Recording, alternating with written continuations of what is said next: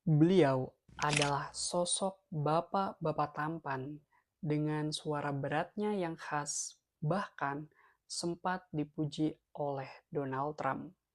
Lulusan dari Harvard University, memulai karir sebagai bankir investasi yang sukses dengan menyelamatkan bank-bank pada krisis moneter kala itu, hingga akhirnya dipercaya masuk ke sistem pemerintahan negara.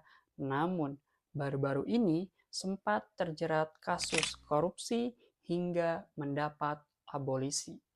Ialah Tom Lembong.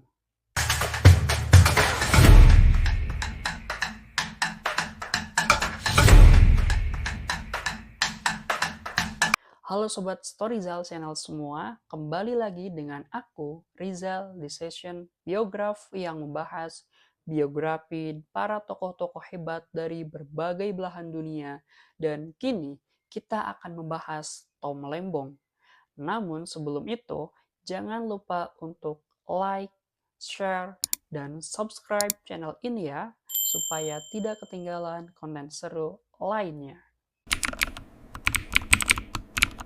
Lahir di Jakarta 4 Maret 1971, Thomas Trikasih Lembong atau lebih dikenal dengan Tom Lembong adalah anak dari Yohanes Lembong, seorang dokter ahli jantung dan THT lulusan Universitas Indonesia dari kota Manado, dan Yeti Lembong, seorang ibu rumah tangga asal Tuban.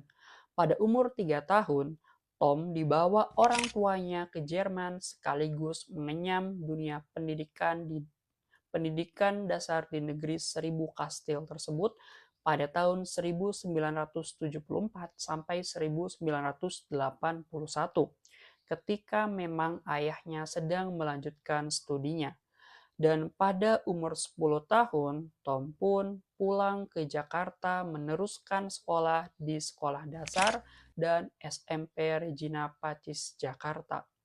Sementara itu, ketika SMA, Tom pindah ke Boston, Amerika Serikat. Dan setelah lulus dari SMA-nya, Tom pun kemudian menempuh pendidikan tinggi di Harvard University, tempat ia meraih gelar Bachelor of Arts di bidang arsitektur dan tata kota pada tahun 1994.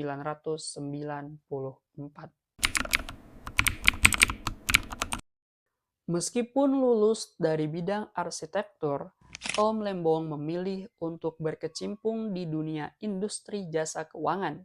Tom Lembong memulai karirnya di dunia ekonomi dengan bekerja di divisi ekuitas Morgan Stanley di Singapura pada tahun 1995. Selanjutnya, ia pun pulang ke tanah air dan bekerja sebagai bankir investasi di Deutsche Securities Indonesia sejak tahun 1999 sampai tahun 2000. Nah, bagi kalian nih yang belum tahu kerjaan banker itu ngapain, jadi tugas seorang bankir investasi adalah memberikan nasihat dan dukungan kepada perusahaan, pemerintah, dan entitas besar lainnya dalam transaksi keuangan yang kompleks, seperti penggalangan dana melalui penerbitan saham dan obligasi, serta merger dan akuisisi. Mereka bertindak sebagai perantara pasar modal, membantu klien mencari modal, menyusun strategi keuangan, melakukan analisis keuangan, dan memandu proses negosiasi transaksi. Nah, jadi itu ya guys, kurang lebih pekerjaan dari bankir investasi. Oke, balik lagi nih. Jadi Tom ini sempat dipercaya nih sebagai kepala divisi dan wakil presiden, presiden senior di Badan Penyihatan Perbankan Nasional pada tahun 2000-2002. Kala itu BPPN berada di bawah Kementerian Keuangan dan Bank Indonesia yang bertugas melakukan rekapitulasi serta restrukturisasi sektor perbankan Indonesia yang sempat terdampak krisis ekonomi di tahun 1998. Nah, menjabat selama 2 tahun, nama Tom Lembong menjadi sorotan media nih guys, ketika restrukturisasi aset Sinarmas pada era tahun 2001, di mana kala itu BPPN mulanya sepakat nih untuk menalangi utang kelompok Sinarmas kepada Bank Internasional Indonesia bila pembayarannya itu macet. Dan nyatanya, grup Sinarmas rupanya benar-benar tidak bisa melunasi utangnya. Namun, Tom yakin BPPN akan tetap membayari utang tersebut. Menurutnya, BPPN punya banyak cara untuk membayarnya. Bisa dengan uang tunai, obligasi, atau aset lancar yang ada di BPPN. Nah, setelah itu, Tom melanjutkan karirnya dengan bekerja di Varindo Investment mulai tahun 2002 sampai tahun 2005. Nah, bersama tim Varindo Investment, Tom melakukan sejumlah investasi untuk mengakuisisi 51% saham Bank BCA senilai 571 juta dolar Amerika Serikat. Hasilnya, investasi yang didesain cermat dan kreatif ini mengantarkan BCA menjadi satu-satunya bank swasta besar yang mayoritas sahamnya masih dimiliki oleh perusahaan Indonesia. Dan memasuki pada tahun 2006, Tom Lembong menjadi salah satu pendiri dan direktur utama Kufat Management, perusahaan ekuitas swasta di Singapura. Nah, salah satu investasi Kufat yang cukup dikenal adalah pendirian perusahaan bioskop Blitz yang sekarang berganti nama menjadi CGV Cinemas. Nah, hadirnya Blitz di tangan Tom ini melahirkan persaingan ketat nih guys dengan Cineflix 21 atau dikenal saat ini dengan Cinema XX1 gitu yang membawa manfaat luar biasa bagi konsumen. Nah, laju pertumbuhan bioskop ini mulai berkembang nih guys, sekitar 20% per tahun. Oleh karena itu, beliau sempat dipercaya nih guys sebagai Presiden Komisaris PT Geraha Layar Prima Tbk, yaitu Blitz Megaflix, sejak tahun 2012 sampai tahun 2014. Mulai dari tahun 2013, Tom Lembong kembali masuk ke dalam pemerintahan Indonesia sebagai penasihat ekonomi dan penulis pidato untuk Joko Widodo, yang merupakan Gubernur DKI Jakarta kala itu. Peran tersebut terus berlanjut sampai Jokowi menjabat sebagai Presiden Republik Indonesia. Dan ada fakta menarik guys, kalau kalian perhatikan gitu ya guys, suara Tom Lembong ini kan khas banget gitu, agak-agak berat, berat diplomatis gitu guys. Nah ternyata suara berat Tom Lembong ini pernah dipuji oleh Donald Trump nih guys, saat mengikuti KTT G20 di Jerman. Selain itu, Tom Lembong pernah menjadi penulis pidato untuk Presiden Joko Widodo. Salah satu pidato Jokowi yang fenomenal dan ditulis oleh Tom bersama Menteri Sekretaris Negara Pratikno adalah pidato dalam Forum Annual World Bank IMF Meeting 2018 di Bali, Indonesia. Nah, salah satu isi pidatonya itu Jokowi mengucapkan, yaitu ada namanya Winter is Coming. Nah, kalau teman-teman belum tahu Winter is Coming itu apa, jadi ini adalah serial televisi fantasi abad pertengahan HBO Game of Thrones. Nah, saat mengucapkan kalimat ini, Jokowi sedang menggambarkan mengenai banyaknya masalah perekonomian di dunia. Dari situlah hampir seluruh delegasi memberikan standing applause terhadap pidato yang diberikan oleh presiden tersebut.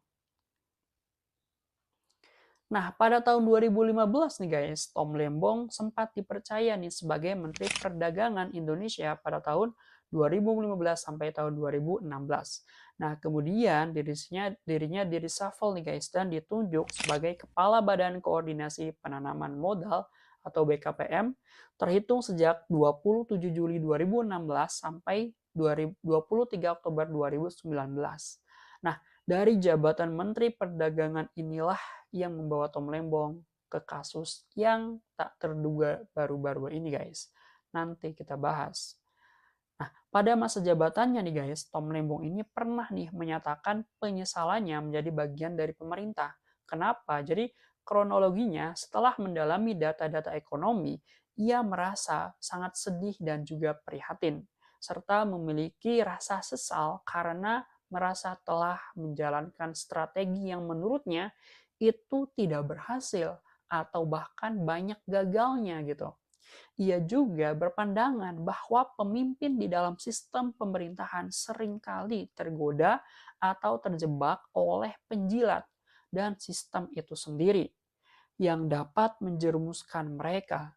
Nah, mungkin pada saat itu Tom berada di lingkaran setan nih guys, yang tidak bisa bergerak dengan lurus nih guys. Tapi coba jelaskan opini kalian di komentar terkait hal ini nih guys. Ketika meninggalkan pemerintahan, Tom mendirikan Conciliancy Policy Institute, yaitu lembaga yang menjadi wadah para ahli untuk mengadvokasi kebijakan ekonomi internasional dan reformis di Indonesia yang resmi beroperasi di Singapura.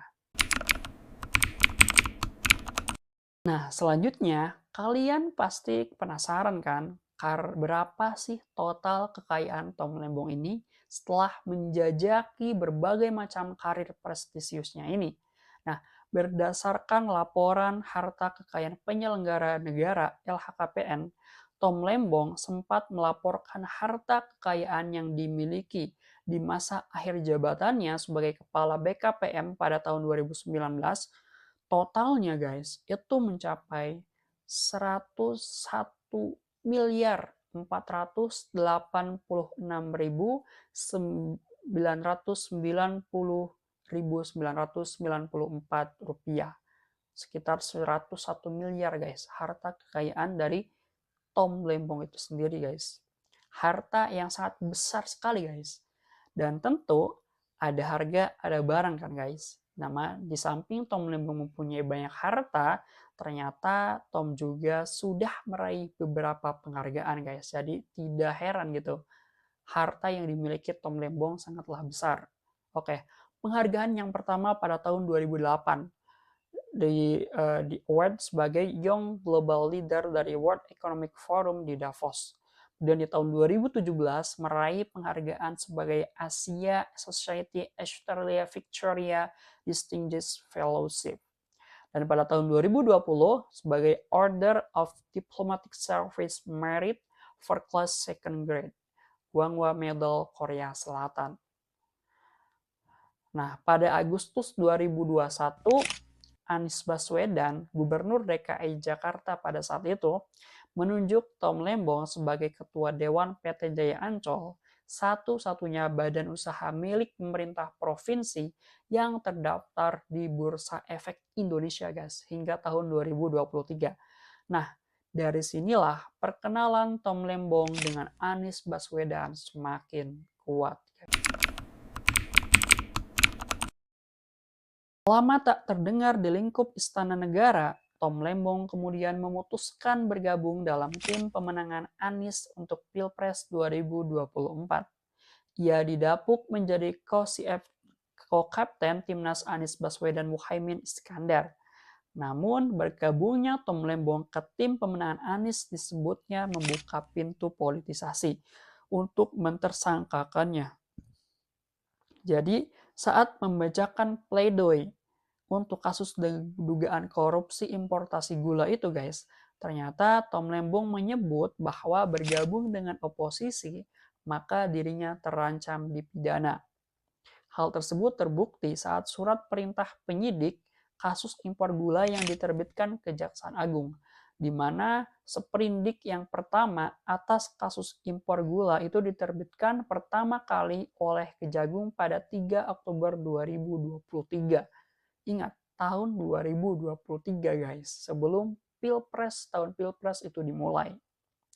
Nah, pada 29 Oktober 2024, Tom Lembong ditetapkan sebagai tersangka oleh Kejaksaan Agung dalam kasus dugaan korupsi importasi gula yang disidik sejak Oktober 2023. Ia didakwa dalam kapasitasnya sebagai mantan Menteri Perdagangan periode 2015 sampai 2016. Nah, konstruksi perkara menyebutkan bahwa pada tahun 2015, meskipun rapat koordinasi antar kementerian menyimpulkan Indonesia mengalami surplus gula dan tidak memerlukan impor, Tom Lembong tetap memberikan izin impor gula kristal mentah sebanyak 105.000 ton kepada PT AP. Izin ini diberikan tanpa melalui rapat koordinasi atau rekomendasi dari Kementerian Perindustrian. Kebijakan ini diduga menyebabkan kerugian negara mencapai 400 miliar rupiah atau menurut audit Badan Pengawasan Keuangan dan Pembangunan BPKP, kerugian negara itu mencapai 515,4 miliar rupiah, guys. Dan selain itu, ia didakwa memperkaya pihak lain nih guys. Salah satunya melalui selisih harga sekitar Rp100 antara harga beli gula kristal dan harga jual ke pemerintah. Tom Lembong dan tim kuasa hukumnya tidak tinggal diam guys dan membantah tuduhan tersebut. Ia menyatakan bahwa sebenarnya Indonesia itu tidak surplus gula, melainkan hanya memiliki buffer saja guys, yaitu stok ketersediaan untuk 3 bulan. Ia juga berpendapat bahwa yang ia lakukan adalah bagian dari proses hilirisasi, yaitu mengimpor bahan mentah untuk diproses menjadi barang jadi, sebuah konsep yang didorong oleh pemerintah.